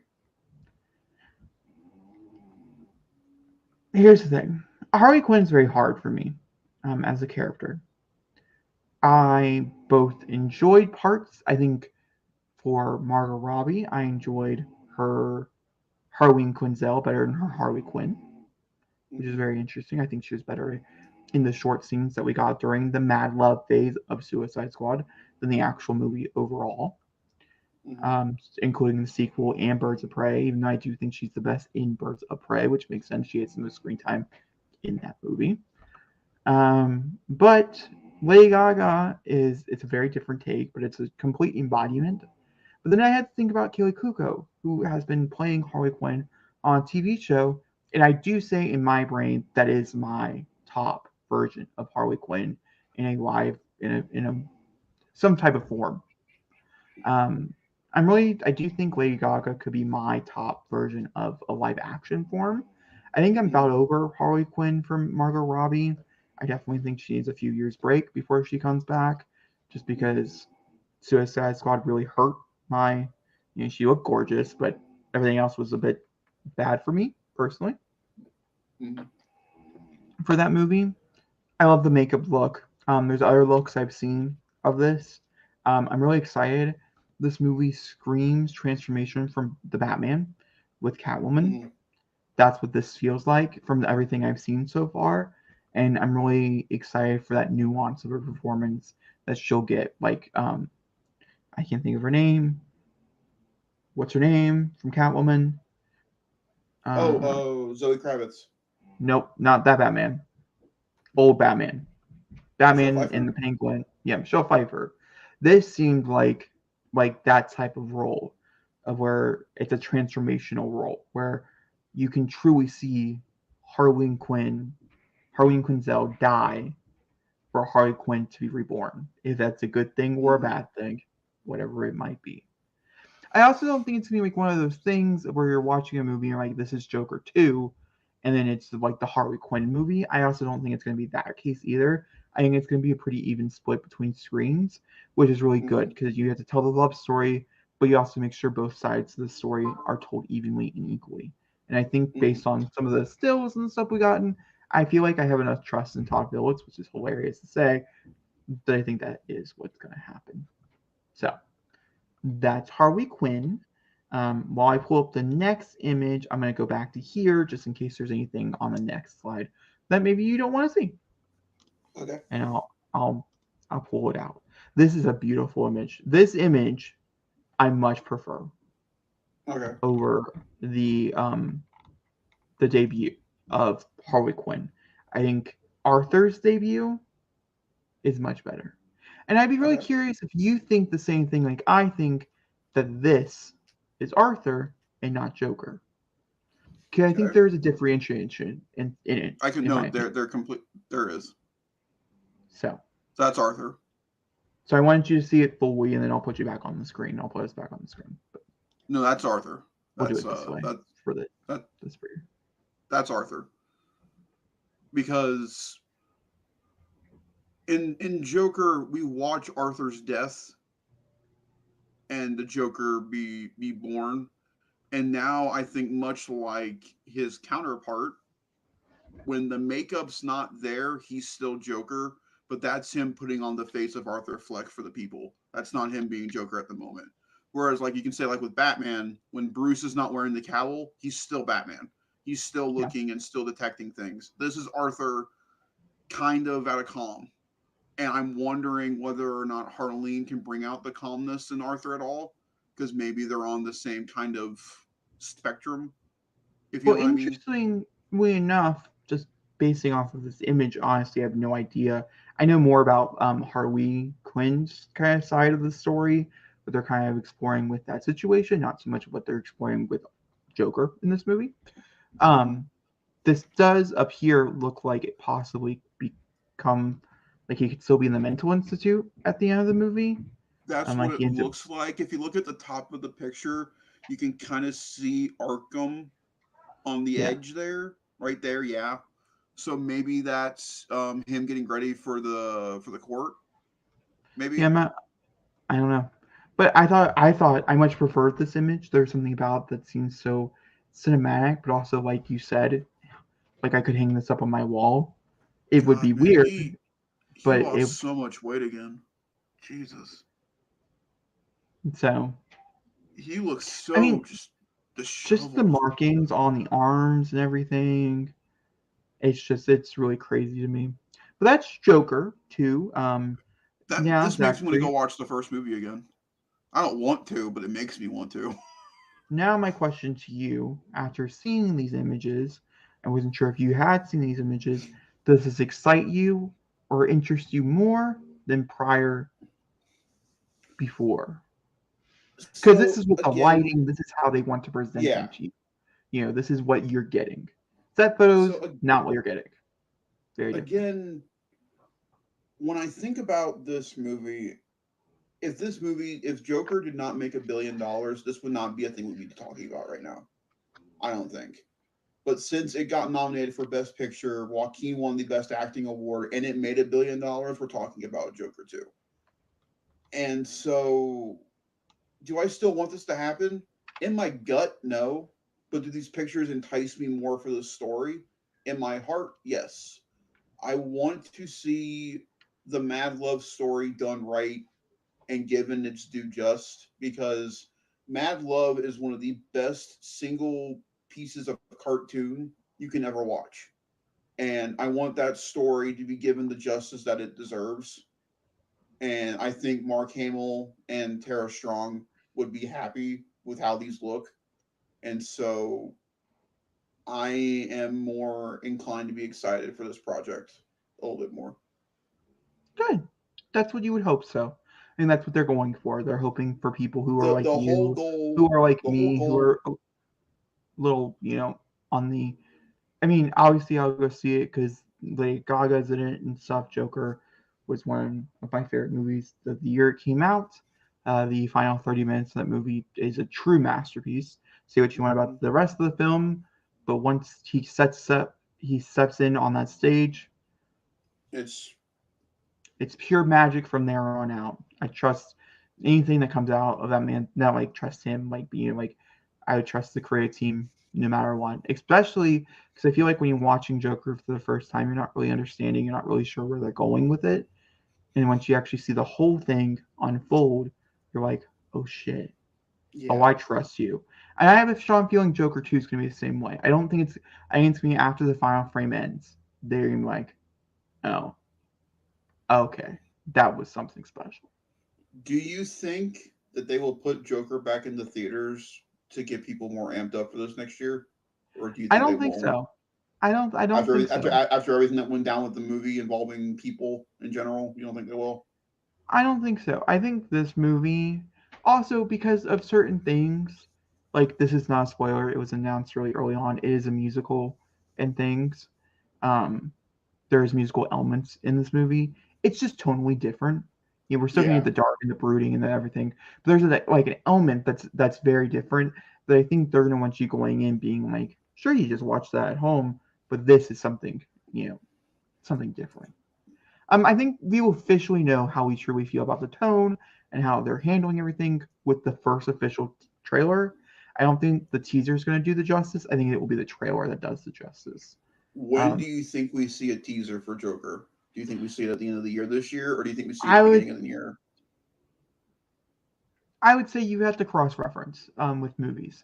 I think because Aquaman 2 is supposed to come out at the end of the year, and Warner Brothers is going to want to promote Warner Brothers. I do think it could perform in front of Aquaman 2. But do you think that is a good idea because there's such different audiences going to both these No, movies? because they want to sell you on this movie. They want to sell Aquaman 2, which is a much bigger audience because it's a PG-13 film. I mean, Joker did make $1 billion, but Joker had, But it was that's a but phenomenon. that's what I mean when it comes to the audience part of it, is that kids, Doesn't and that matter. would be like, Warner Brothers wants to sell those children on going and seeing this movie. That is but their they goal. can't.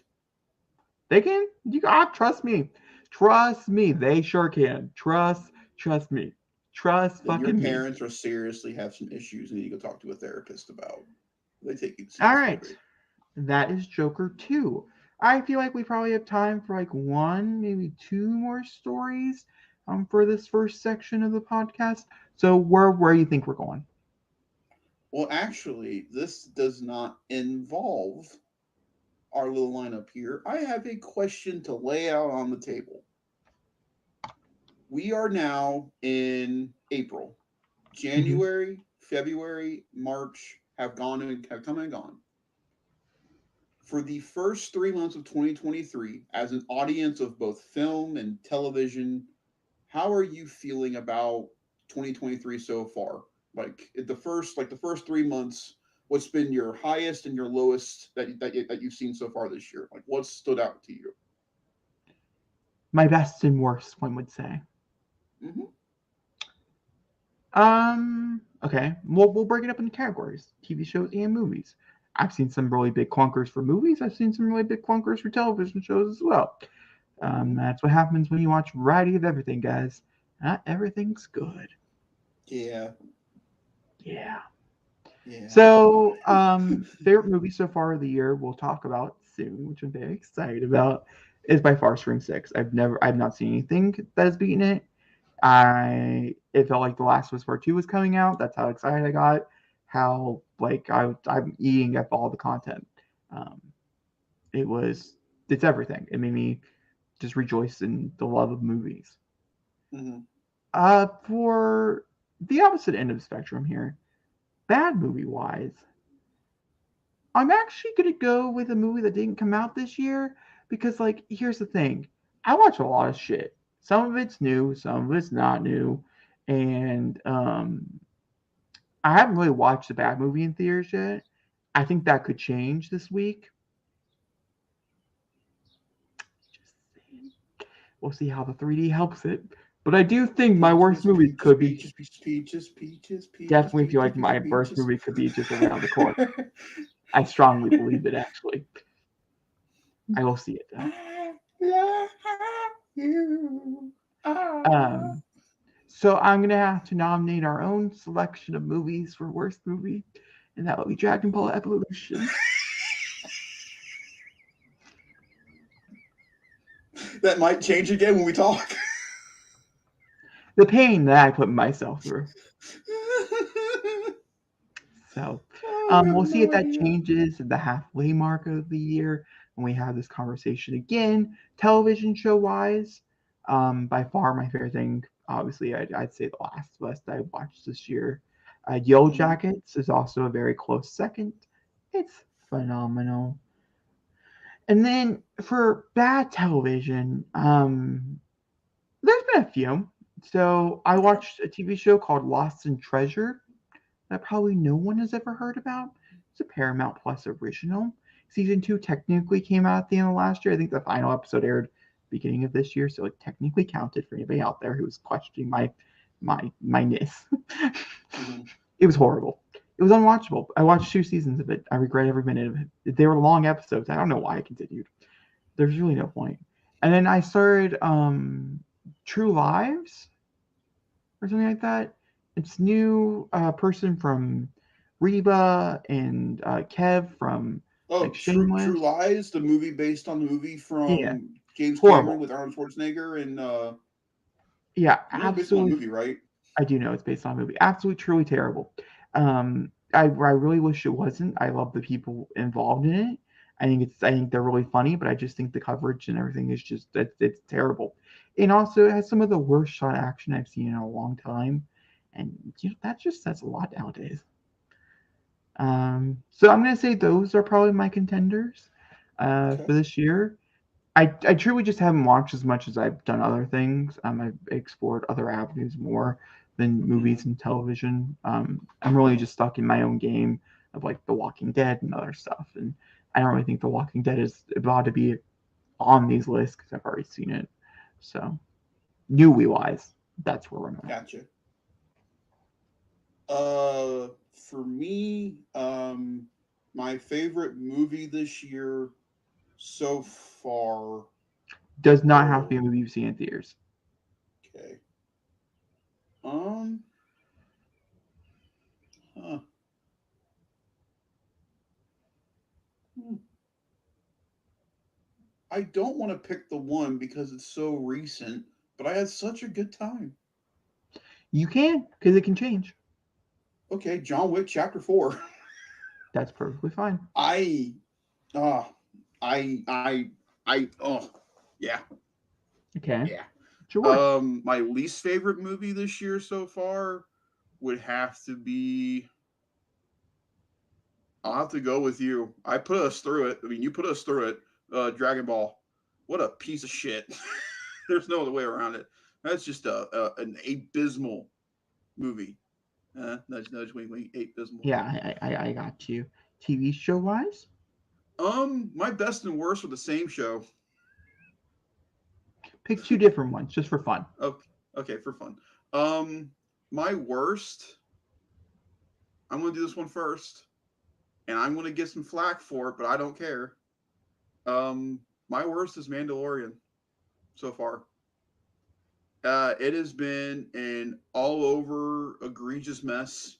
Some episodes have been fantastic. Some episodes have truly sucked. One episode in particular is the worst piece of Star Wars material I've seen in quite a long time.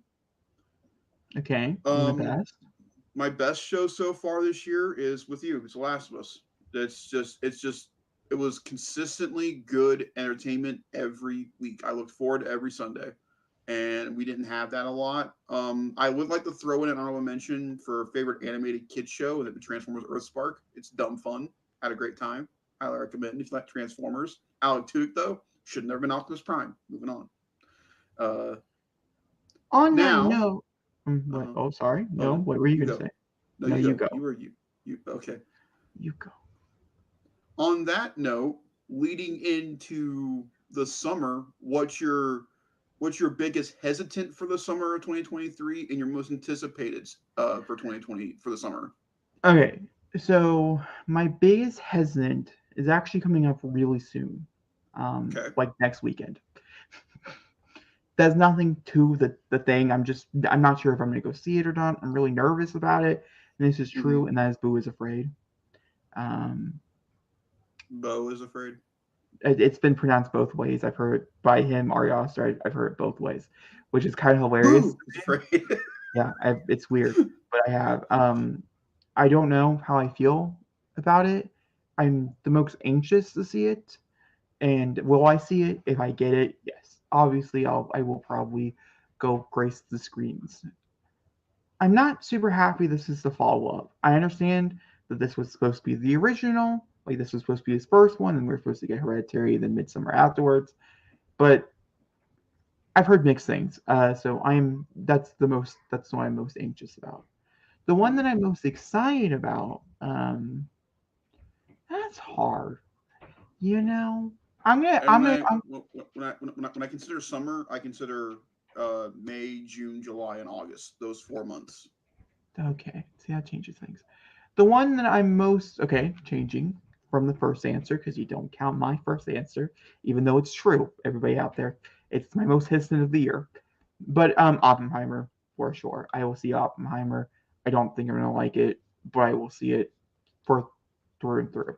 Ironically, my Mm-hmm. other one's not Barbie, so don't get like, oh, Battle of the Barbs. No, not happening. Um, I would say Fast X is probably my most anticipated movie of the summer. It's the first part of a conclusion to one of my favorite franchise sagas. Jacob will And keep it going could, with it, even though it'll hurt me surely, but I have some pretty good hopes. I think it looks decent. I think I'm really excited for certain elements of it, which is just good. It looks more like Fast, like 5 and 7, things like that, more than like 9 and 6. Um, so yeah, TV show wise, Secret Invasion all the way is by far my most anticipated TV show coming up.